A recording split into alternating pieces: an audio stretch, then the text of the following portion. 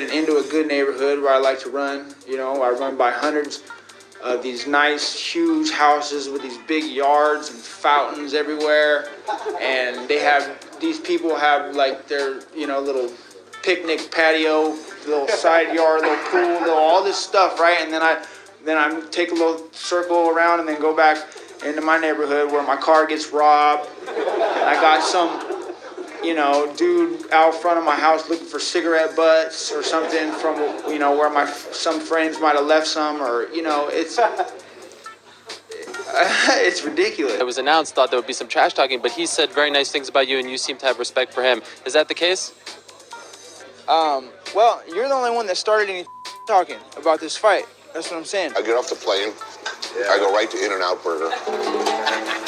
And the last thing I do while I'm in town is I stop at In-N-Out Burger. That stuff is like crack for me. I gotta have it. Oh, it's so good.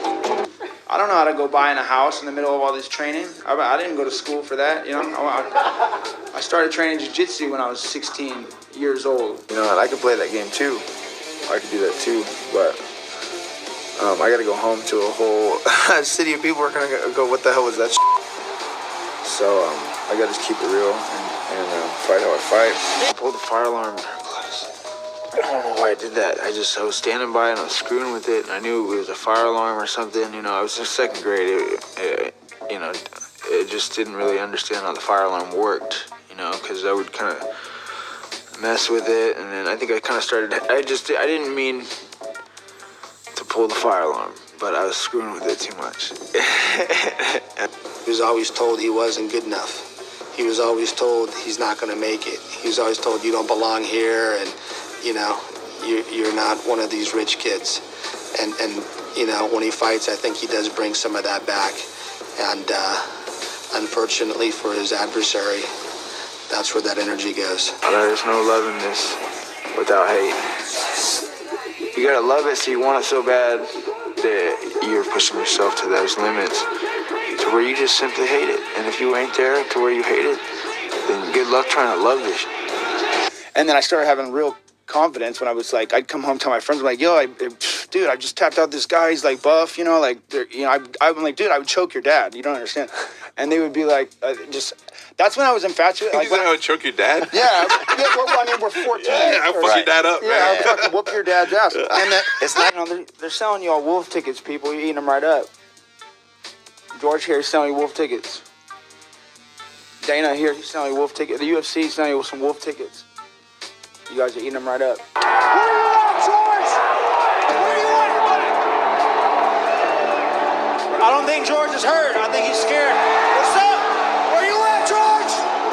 Right after the fight, I begged Dana and Lorenzo to fight Nick Diaz, and I would not have let it go until they would have given it to me. It's the first time that I asked them. I was begging them, like, give me that fight, How many times you had a gun to your head, George? How many times someone put a gun to your head? How many of your best friends been shot through the chest with a 45? Or how many of your best friends been stomped, put to sleep into a coma? And, we all have to deal with these things in life. How many kids put a gun in your hair growing up? Like, should I go further back? We have to deal with these things. It's hard times for everybody. Thank you so much for the time. A pleasure as always to see you, Nick, and we'll leave the legal stuff to another time. Enjoy the victory, and I know a lot of people are happy to see you again. Congrats to both you and your brother and the rest of the team. Yeah, it's made me look real bad in every possible way. Except for, in a fighter's perspective, I intimidate out of people. That's a good thing, right? You motherfuckers are scared, aren't you? I bet you are, because my up. You know what I mean? I'm over here with a bad attitude every day, and it's real and, And is the attitude real? What the why, I wouldn't be complaining about it if it wasn't. Now I'm all up. Thank you very much.